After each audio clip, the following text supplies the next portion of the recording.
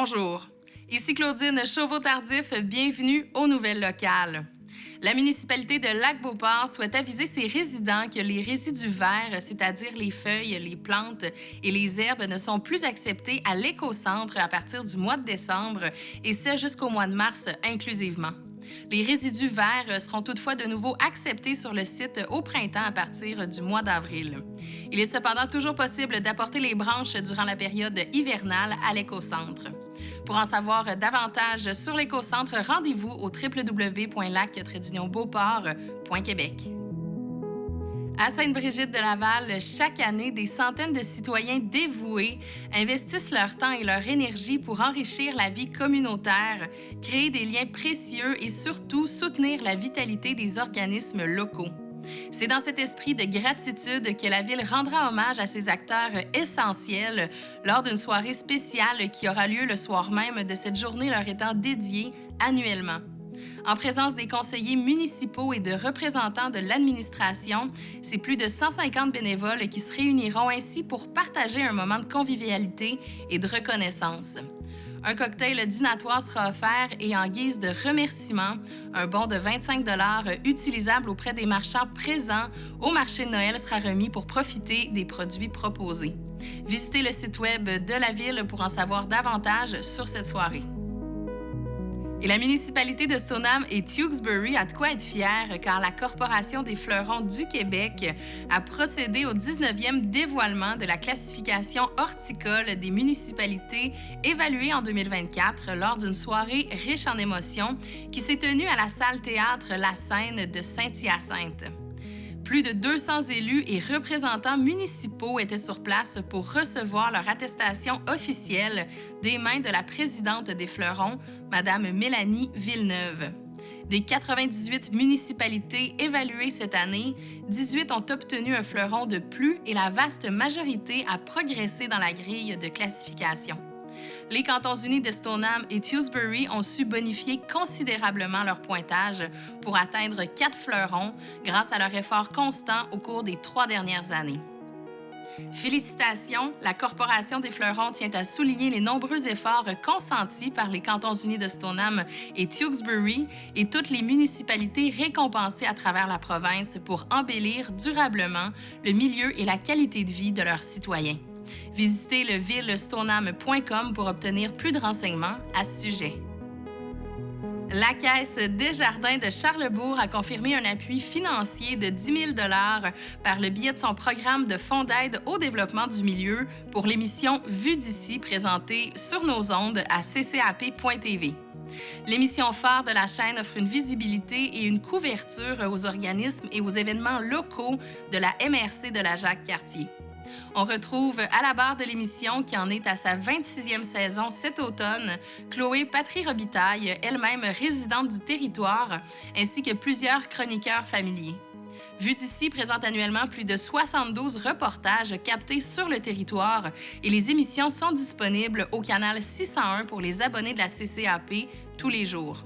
Elles sont aussi accessibles sur la vidéo sur demande et sur le web ou encore sur la chaîne YouTube de ccap.tv. Lisez l'article complet à la page 2 du journal L'Écho du Lac pour découvrir ce partenariat. Et il y a un comité provisoire d'administration qui a été créé en 2020 afin de mettre en place les outils nécessaires à la création d'une coopérative d'alimentation à Fossambeau. Appuyé par la Ville et le Réseau d'investissement social du Québec, ce comité a réalisé une étude de marché qui a démontré qu'une coopérative sur le territoire de Fossambeau-sur-le-Lac serait rentable sous certaines conditions.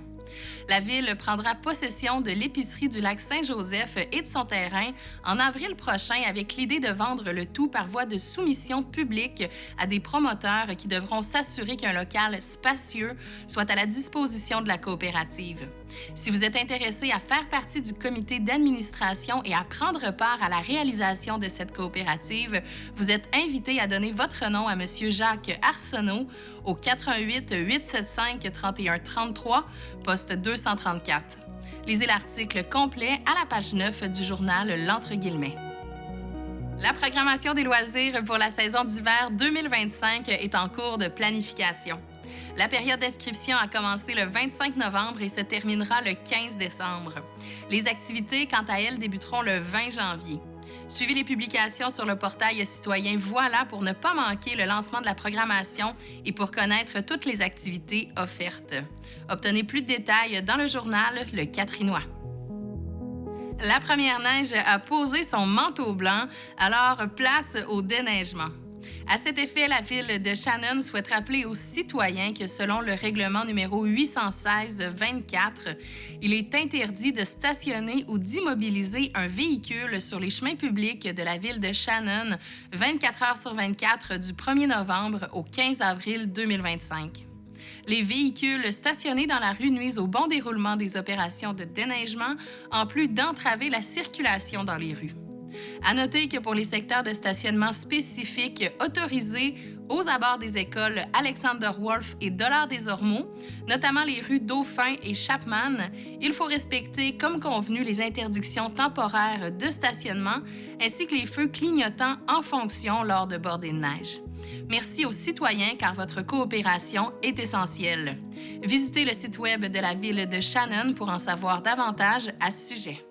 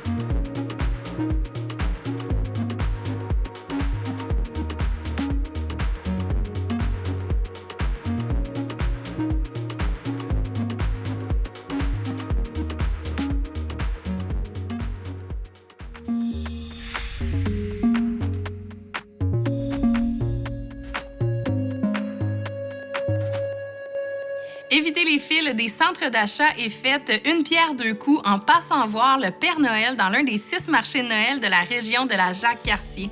Rendez-vous au www.jacques-cartier.com, section Noël pour obtenir tous les détails. Les marchés de Noël sont bien plus qu'un simple lieu pour dénicher des cadeaux uniques. Ils offrent une multitude d'activités pour se plonger dans l'esprit des fêtes et vivre de beaux moments féeriques en famille.